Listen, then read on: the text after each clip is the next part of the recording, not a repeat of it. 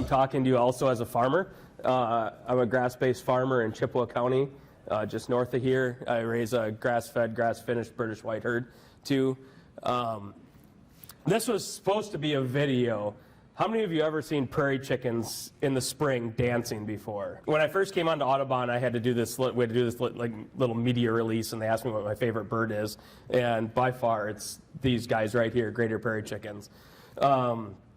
We only have them left in central Wisconsin, in like 2 counties down by Wisconsin Rapids and Stevens Point area.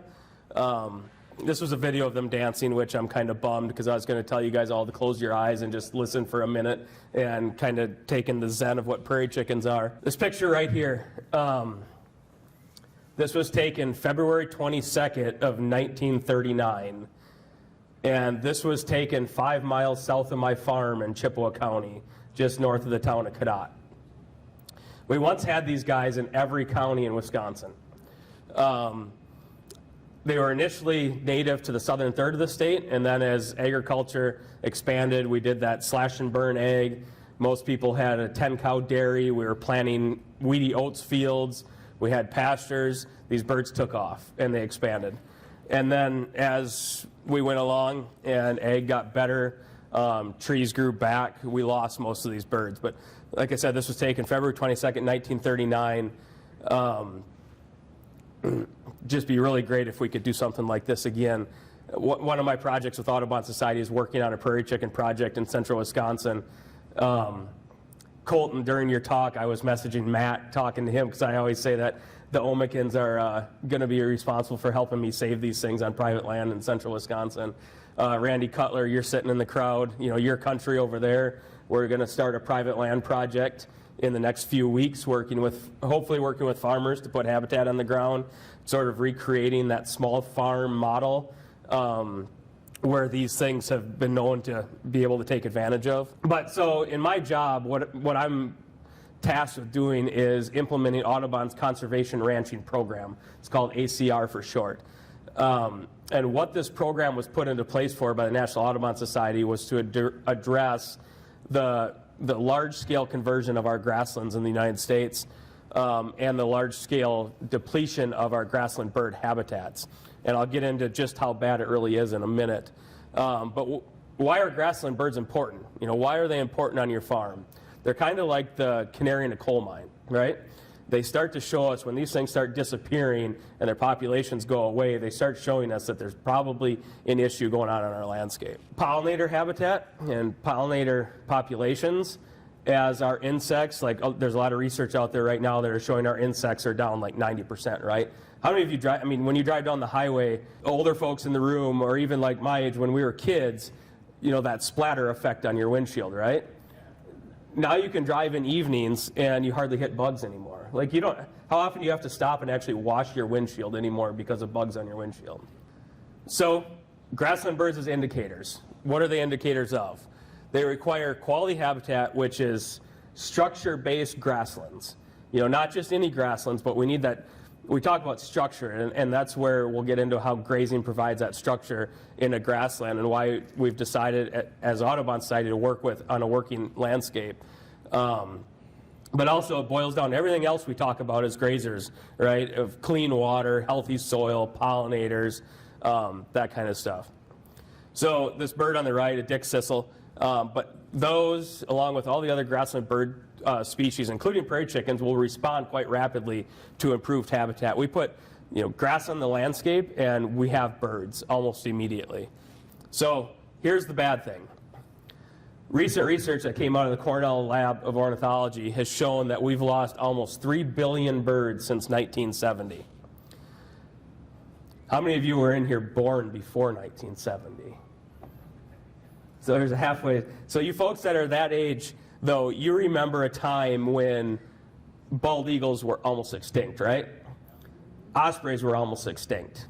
The reason for that, those two species in general, was a chemical called DDT.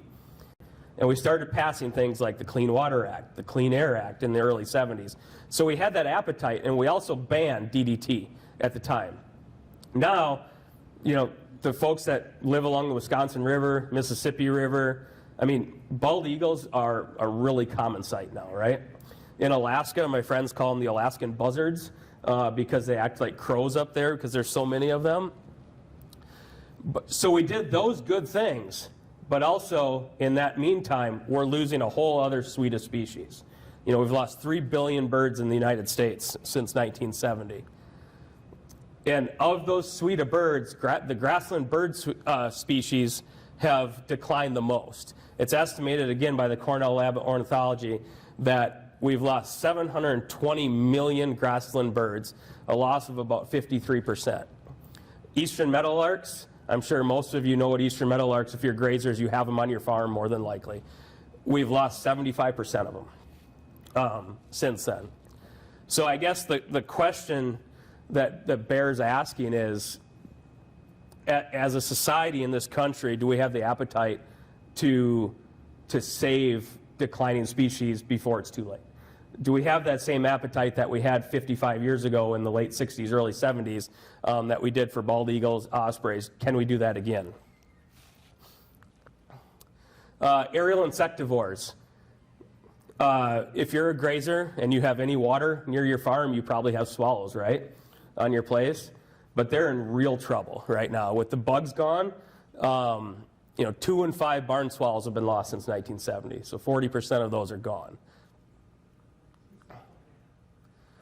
So this is just a little slide we made up, just kind of to have fun on this private land project that we're going to be doing in central Wisconsin.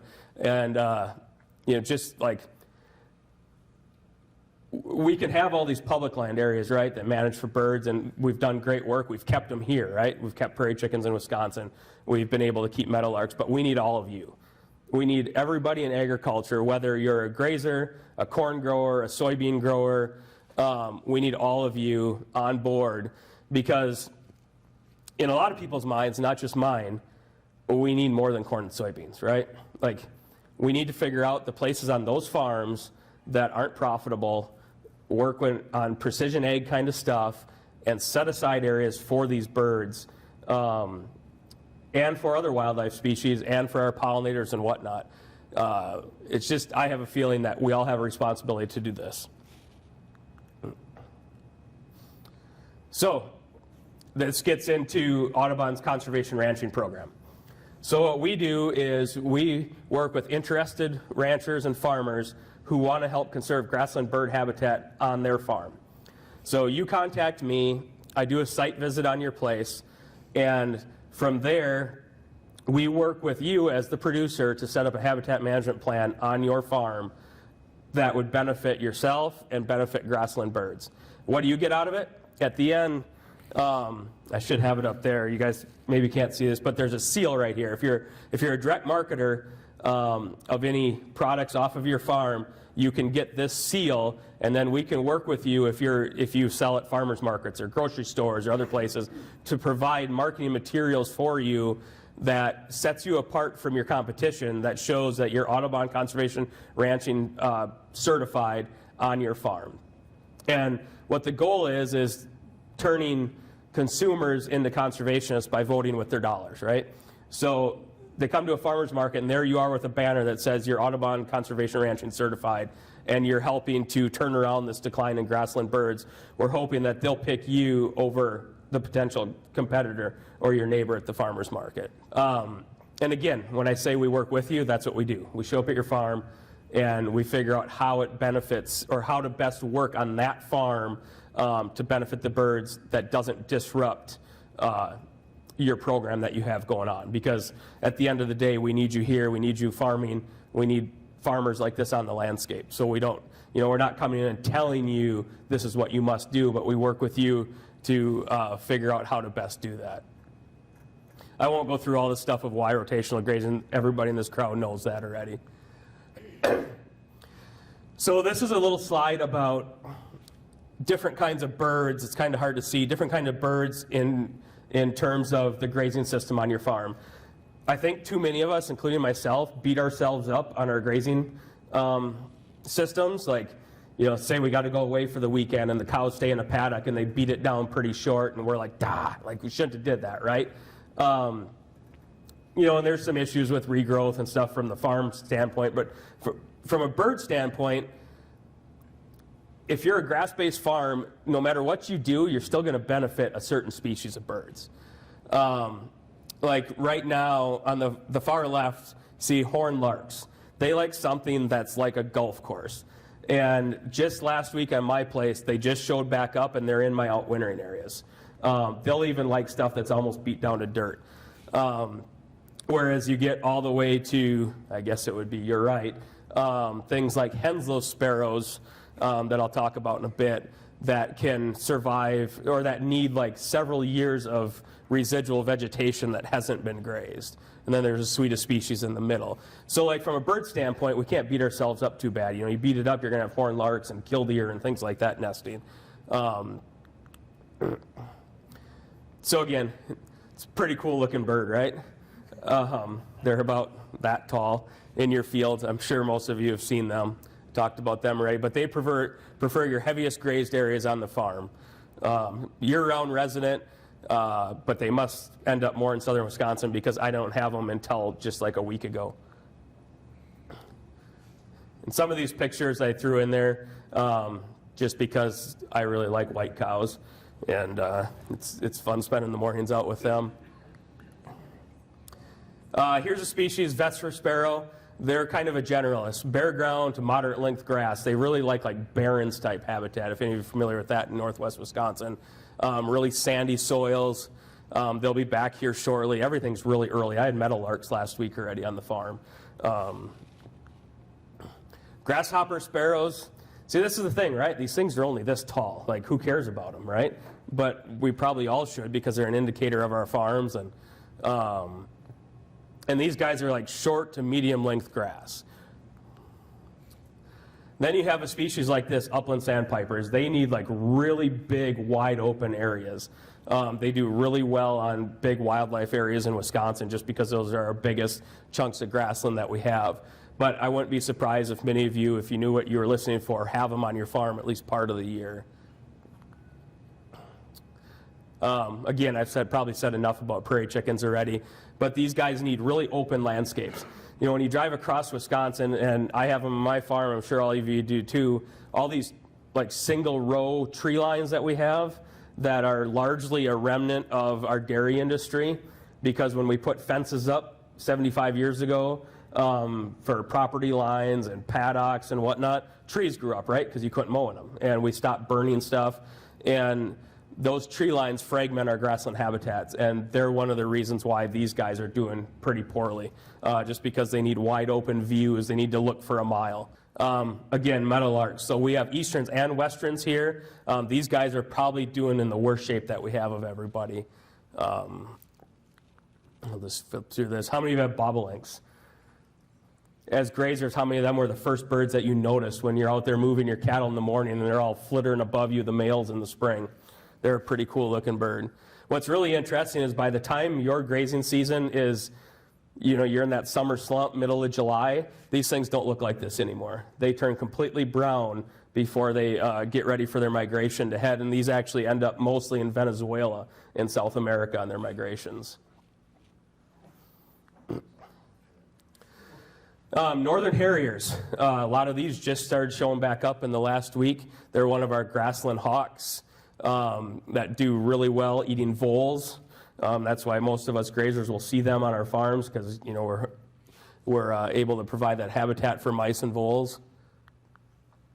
Short-eared owl. Cass is in the crowd. She told me she saw on her farm. These are like, she should be screaming that from the rooftops, because this is a really big deal if you have these, and it shows that you have good grassland habitat in your area and not in your place.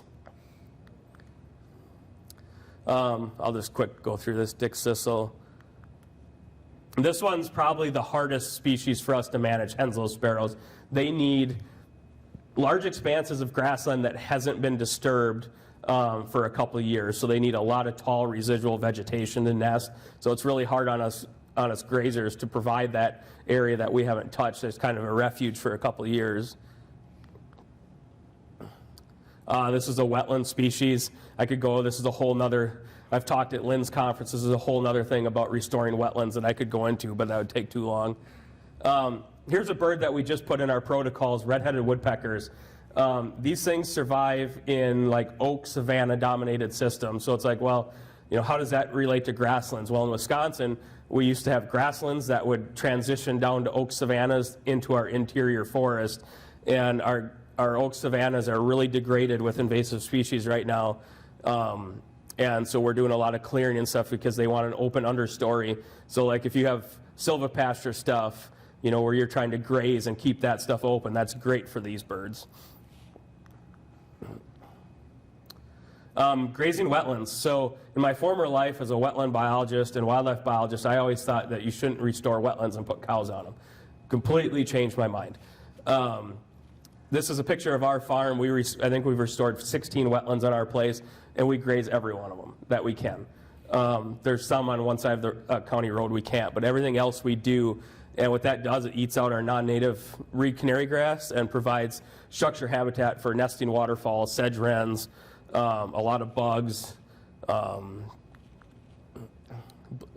ducks like blue-winged teal like to nest near lightly grazed wetlands. So again, back to ACR.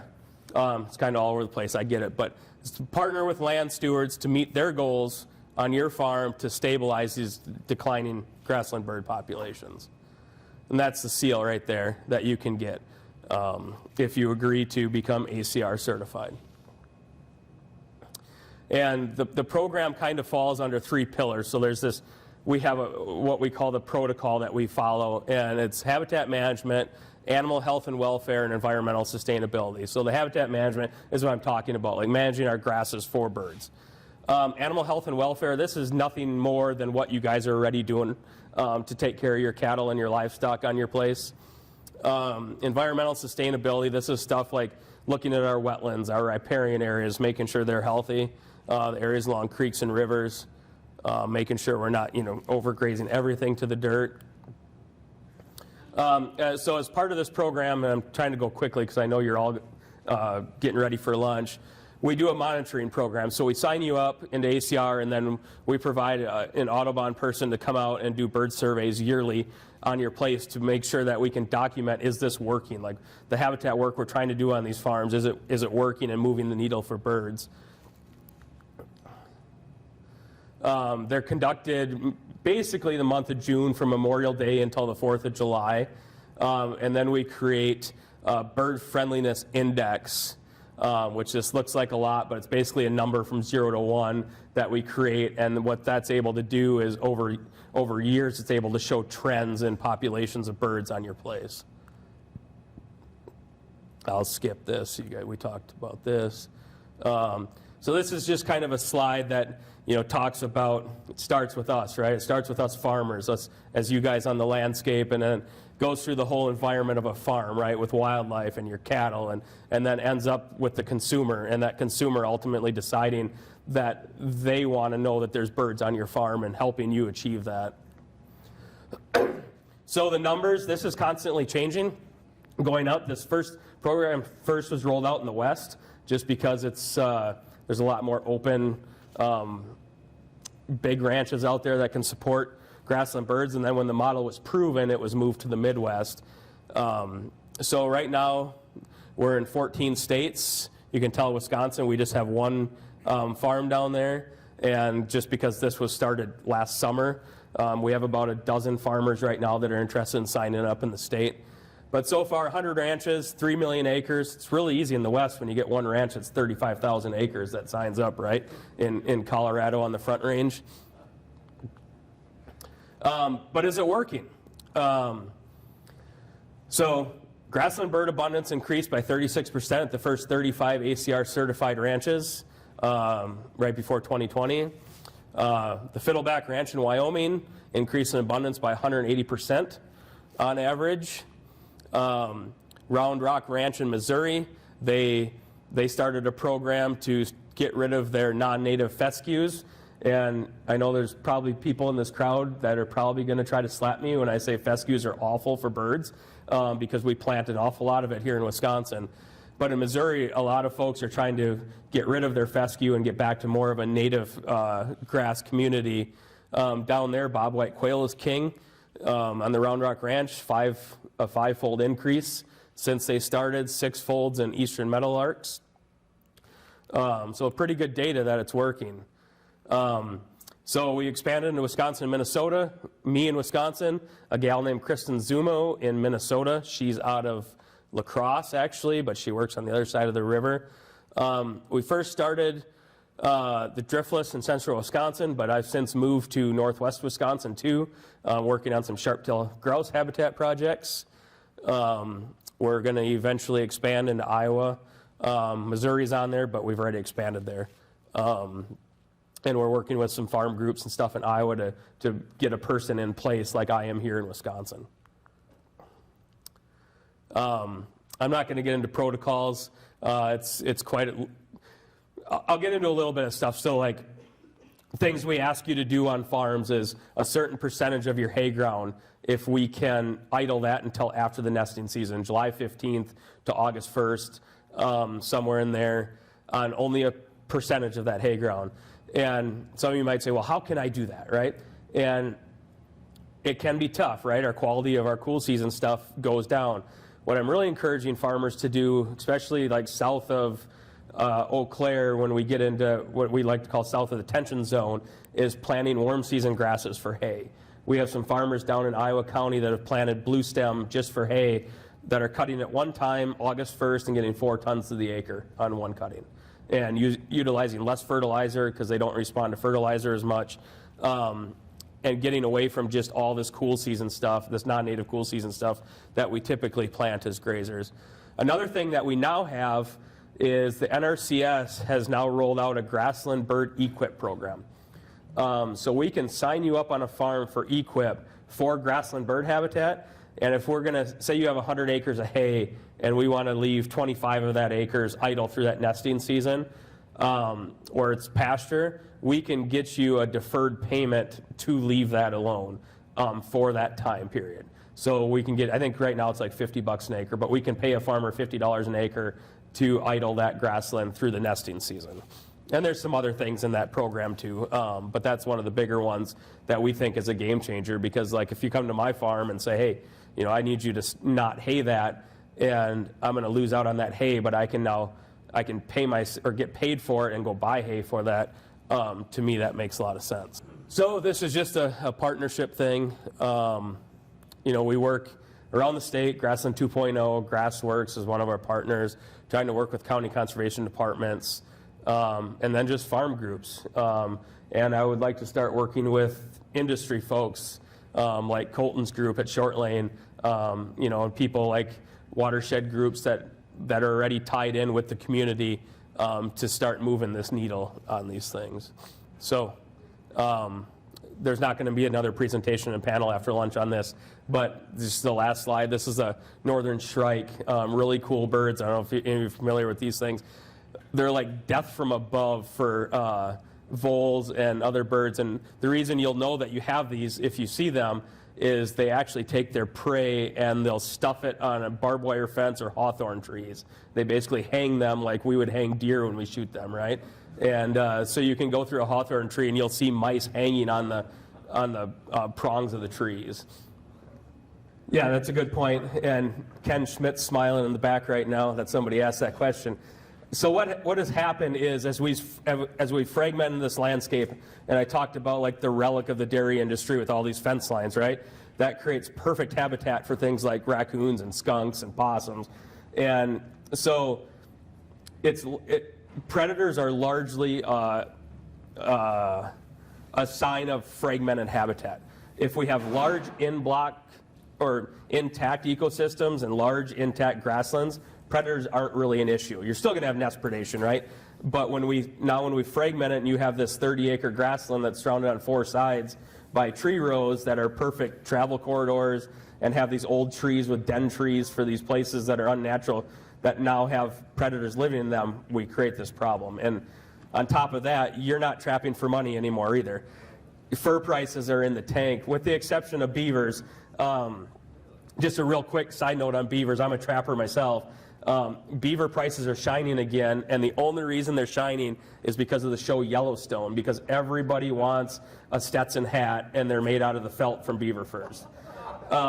So they're doing really well again. Blanket beavers are like 40 or 50 bucks right now. But other like smaller mesopredators like coons and skunks, their fur is worth absolutely zero. I mean, as a bird conservation organization, we need to deal with the tough questions. Feral cats are a tough question.